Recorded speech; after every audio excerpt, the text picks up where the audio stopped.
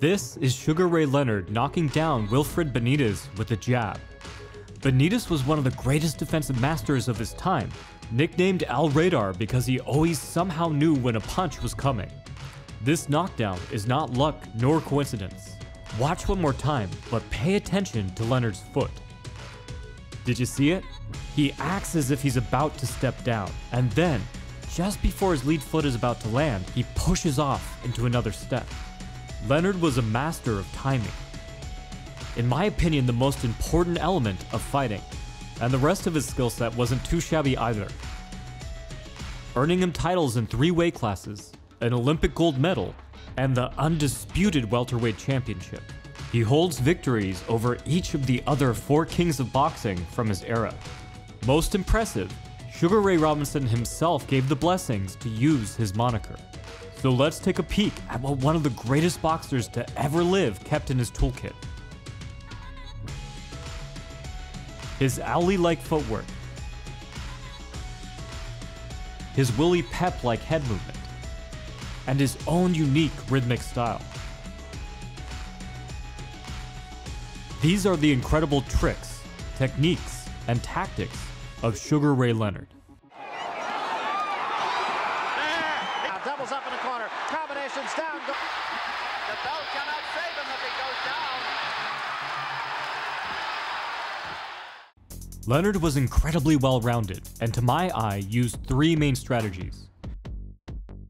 At long range, he was a fleet-footed outboxer. At mid-range, he was an angled counterpuncher with blazing fast combinations.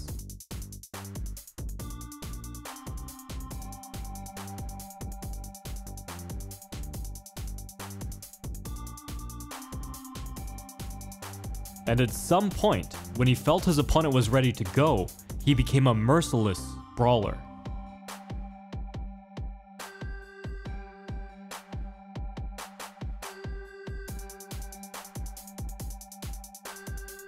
At long range, Leonard very much resembled the butterfly himself, floating around the ring and stinging opponents with his long-range jab. No doubt Leonard could have made a noteworthy career out of being an outboxer alone. Utilizing tricky footwork that only the most elite athletes can pull off at the pro level, Leonard made heavy use of cross steps, lateral shuffles, and L steps. The cross step broke the textbook boxing rule of not crossing his feet, but it allowed him to circle quickly while staying sideways and narrow, remaining safely hidden behind his shoulder.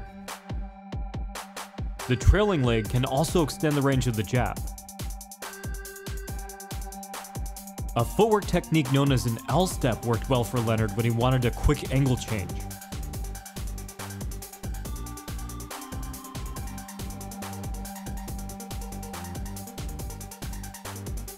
It let him reverse directions in an instant.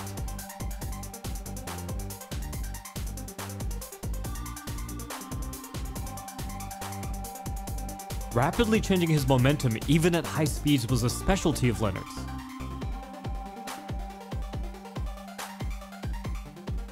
And the L step is a great transition. It can be thought of as one of the major intersections in the footwork highway.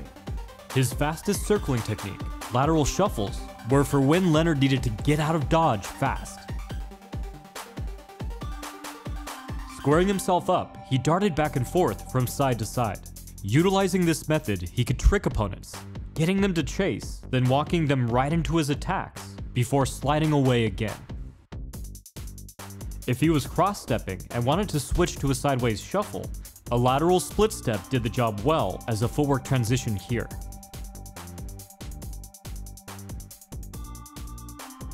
Incorporating all of these tactics together, Leonard confounded the most elite fighters of his day.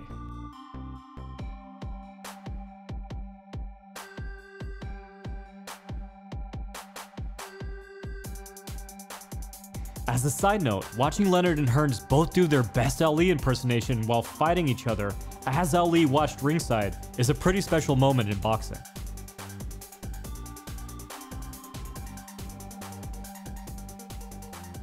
But as mentioned, Leonard didn't just hope to outpoint his competitors from long range.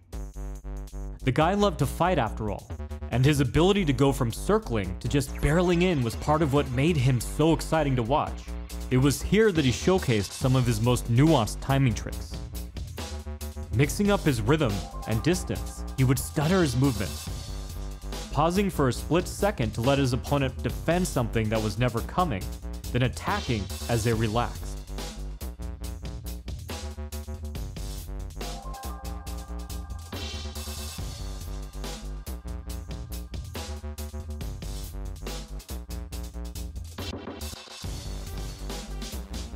Or he would double step, adding on an extra beat they didn't expect.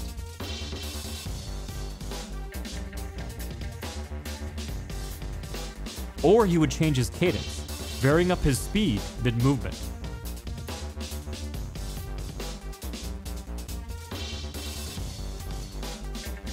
Perhaps the most impressive way he broke his rhythm was with the split step.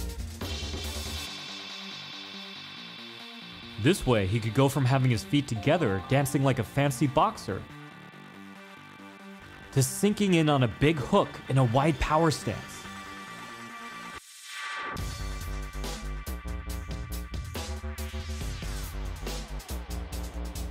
And this could all happen in the blink of an eye.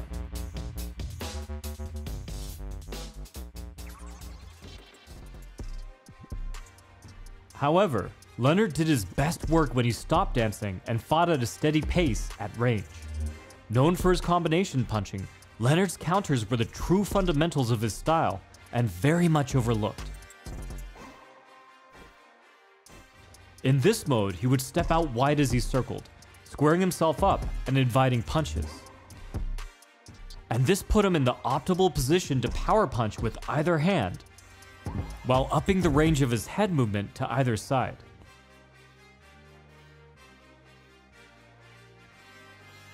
Each time he ducked one way, it loaded up his punch to throw the other way.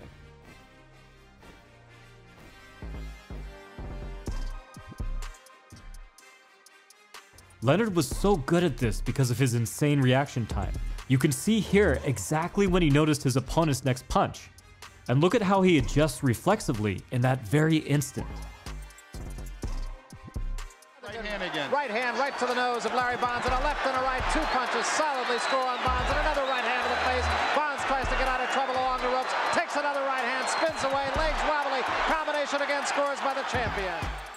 This is where his mid to low guard really helped him by keeping a clear line of vision.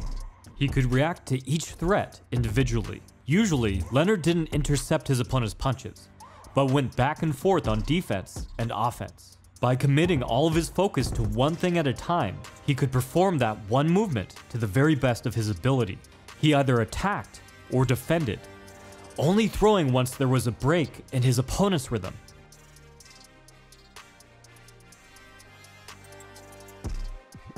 Face down of Larry Bonds, right above us once more. A right hand and another right, and a left hand, and Bonds goes down. He really did have some of the best timing ever. This got me wondering who had a better reaction time, Leonard or Roy Jones Jr. So let me know in the comments what you think. Anyways, it wasn't all counters. Sugar Ray is known for his blazing fast combinations, but it's near impossible to throw more than 3 punches without your competitor throwing something back. So Leonard followed the same mentality here too, firing off 3 or 4 punches, then defending his opponent's counter, then going right back to attacking. Him. That means that he's close enough. Kaluli wound up. Kaluli looks like he's sucking him in. Is he, Marvin? This is the way he looks like he wanted him to fight him. Getting in his punching. Ray is going up and down on him. Oh, he hurt him with the right hand. Leonard hurt him. But this very clean and tactical style of boxing was completely thrown out the window when Leonard wanted a knockout. This looked so opposite to the long-range outboxing and circling tactics that Leonard used at the beginning of his fights that you could be forgiven from thinking it was a totally different boxer. At this stage, Leonard would just lob power shots with little to no setup, shifting forward to chase his opponents across the ring, crashing his weight into them and roughing them up.